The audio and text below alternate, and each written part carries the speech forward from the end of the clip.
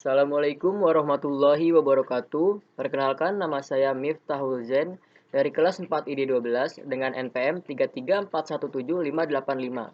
Kali ini akan membahas mengenai desain blok lengkap acak. Secara umum, desain blok lengkap acak adalah sebuah desain dengan unit-unit eksperimen yang dikelompokkan ke dalam blok yang sedemikian rupa, sehingga unit-unit eksperimen dalam blok relatif bersifat homogen dan banyak unit eksperimen di dalam sebuah blok sama dengan banyak perlakuan yang sedang diteliti. Perlakuan dikenakan secara acak kepada unit-unit eksperimen di dalam tiap blok.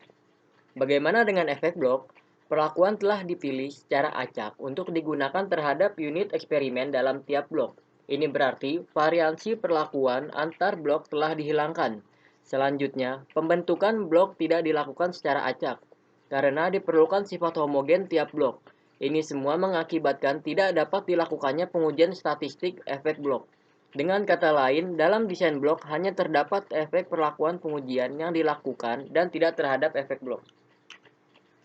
Berikut merupakan contoh desain blok lengkap acak. Untuk mempermudah analisis, sebaiknya desain dilakukan sebagai perubahan bagi berikut. Di mana rumusnya yaitu sama dengan DK sama dengan BP. Ya, rumus sebelah kirinya yaitu sigma Y sama dengan sigma I ke I dan sigma P J ke I dan Y pangkat 2. Selanjutnya yaitu dapat dilihat sebagai berikut. Nah, selanjutnya ada tabel ANOVA, di mana dalam tabel ANOVA tersebut berisikan yaitu sumber variasi DK, JK, KT, dan F. Di mana dalam sumber variasi yang dilakukan yaitu ada rata-rata, sumber variasi blok, sumber variasi perlakuan, sumber variasi kekeliruan eksperimen, dan jumlah. Berikut merupakan contoh soal pada desain blok lengkap acak. Untuk mengetahui tingkat efisiensi 5 macam saringan oli, dilakukan suatu eksperimen menggunakan jenis oli tertentu. Dibeli 15 liter oli dan ke dalam tiap liter oli dimasukkan semacam bahan asing yang sama jumlahnya, misalnya 10 ons serbuk gergaji besi. Setiap hari hanya bisa dilakukan percobaan sebanyak 5 kali dan diperoleh hasil eksperimen sebagai berikut.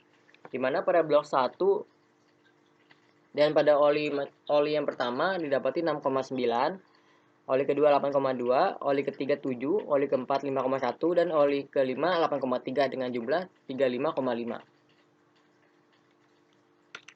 Nah, dalam menyelesaikan masalah tersebut menggunakan model tetap, di mana dapat dilihat di sini yaitu H0 sama dengan 0 dan H1 salah satu tanda tidak sama dengan 0, di mana alfanya yaitu 5%. Dan menggunakan rumus di sini sigma y didapati sigma y sebesar 872,97 dan RY-nya sebesar 552,774 dan BY-nya didapati nilai 1,648. PY-nya didapati nilai 11,556 dan EY didapati nilai 6,992. Berikut merupakan daftar ANOVA untuk desain blok lengkap acak satu pengamatan tiap unit eksperimen. Nah, di sini adalah bagaimana cara mengisi dari tabel-tabel tersebut, sehingga diperoleh daftar ANOVA sebagai berikut.